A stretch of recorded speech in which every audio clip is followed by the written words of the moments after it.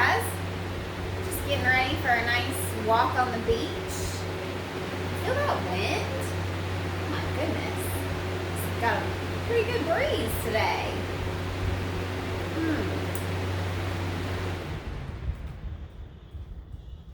Where do you think that wind is coming from on the beach today?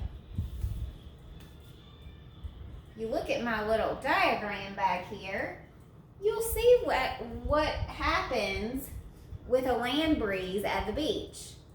A land breeze is when we feel the breeze when we're on the land, like I just was during my walk on the beach. The reason why we have a land breeze during the day is because if you look here, the warm air rises because the land heats up faster than the water. Think about if you go to the beach and it's hot and you walk on the sand and then all of a sudden your feet are burning off. Okay? That's because the land heats up really quickly and then it cools down again when the sun starts to go down. But because the land is warmer during the day, causes that warm air to rise, and it moves towards the sea, and then the cooler air sinks. And that whole cycle, remember when we have that cycle, that's what causes wind. So when that warm air rises and then sinks over the sea, it whooshes back over to the land, which causes us to have that nice breeze when we're sitting out on the beach or walking on the beach during the day.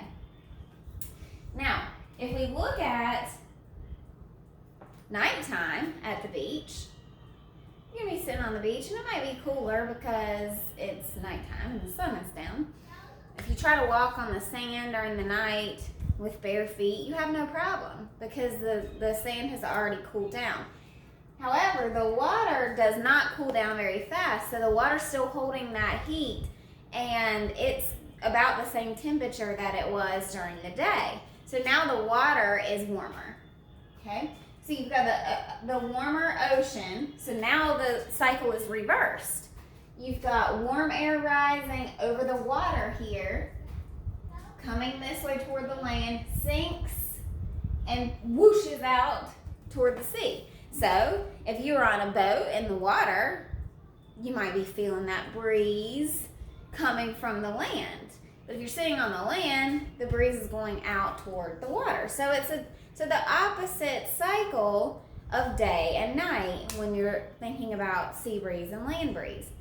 If you wanna remember it this way, remember that wind is always named by the direction it comes from. So if you're looking at this diagram, the wind is coming from the land. So it's a land breeze, okay? If the wind is coming from the west, it's a westerly wind. It's coming from the north is a northern wind. But in this case, this is a land breeze. It's coming from the land. So our breeze during the day is a sea breeze. It's coming from the sea to us on the land to help cool us down when we're sitting out and enjoying the beach weather.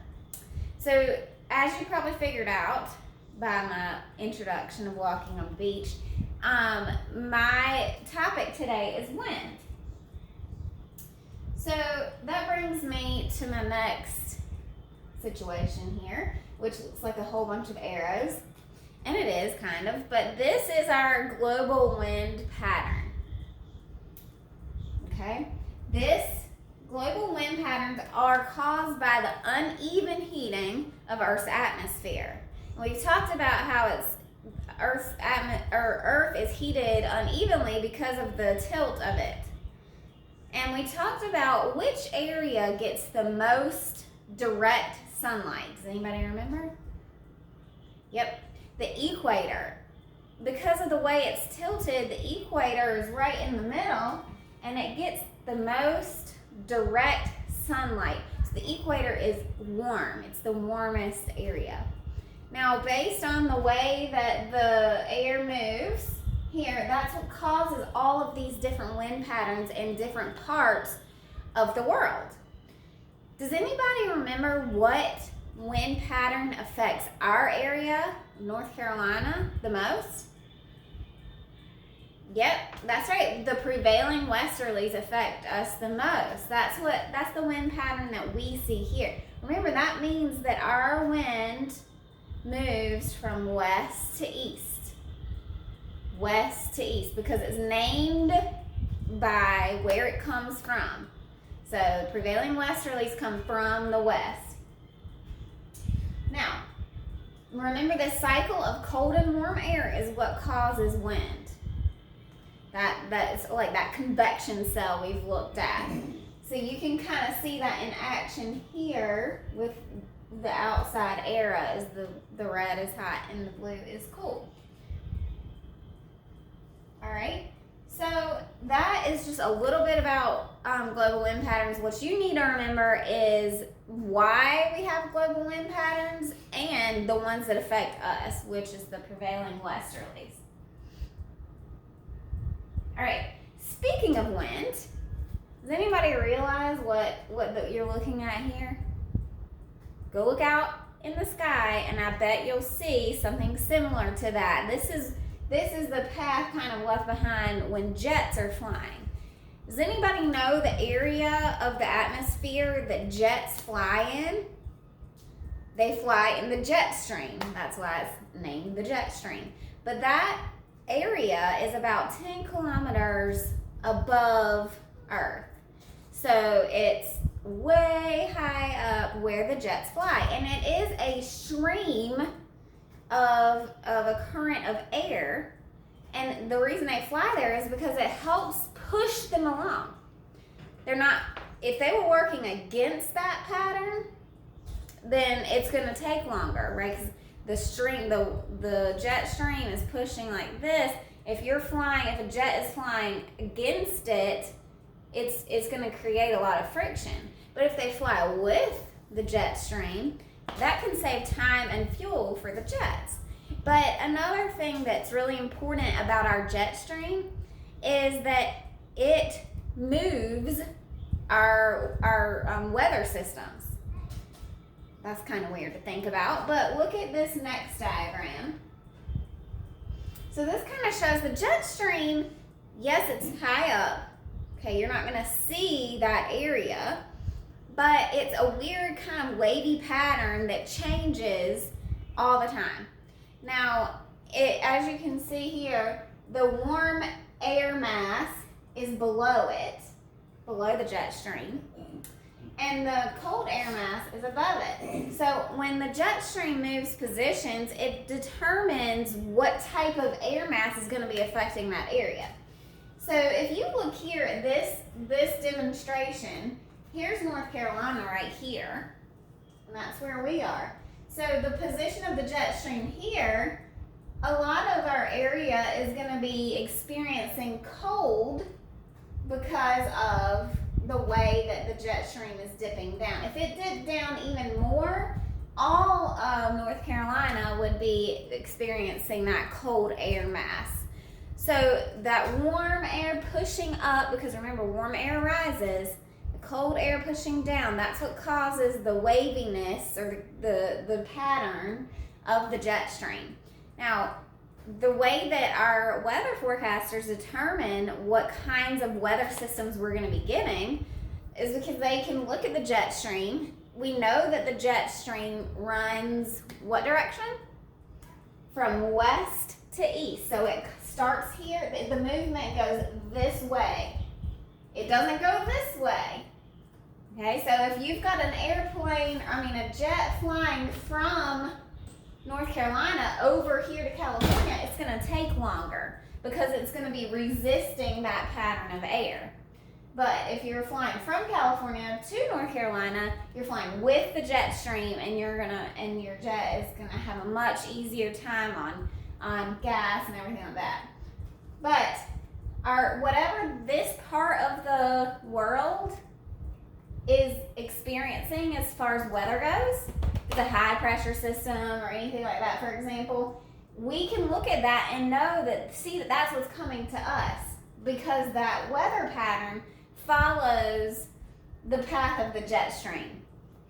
So the jet stream determines what type of weather we're going to be getting here shortly. Okay, and then something that people get a little bit confused about is the jet stream versus the Gulf Stream. They're both streams, but the jet stream is up in the atmosphere, high in the air, and the Gulf Stream is in the water. Okay, the Gulf Stream is a current, just like the jet stream is. A current is something that pushes, right, or moves quickly. But the Gulf Stream is in the water.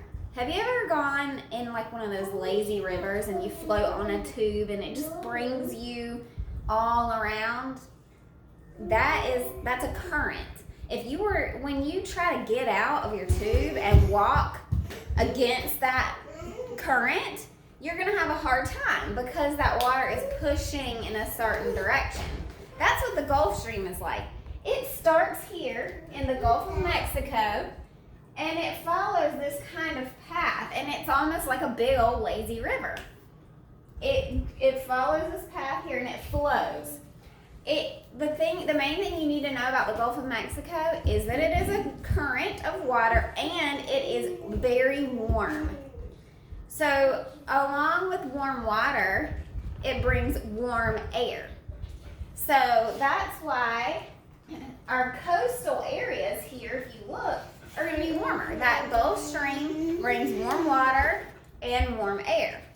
Something else that's really important about the Gulf Stream is that it is it kind of helps to push along hurricanes when we have them. So we have, the Gulf Stream has warm water. Warm water is like fuel for hurricanes. It makes them churn and churn and churn, and it makes them gain force. So when those hurricanes, a lot of times they follow that pattern of the Gulf Stream, or in a similar pattern anyway. And if they're in the Gulf Stream, they're just gaining power because warm water fuels hurricanes. They have to have warm water to keep their formation. That's why you're not going to see hurricanes in some of the colder areas of water because they don't have what they need to form. So that's pretty much all I have to tell you today for winds, wind patterns, all that kind of stuff. So why don't you go outside and see if you have some wind today.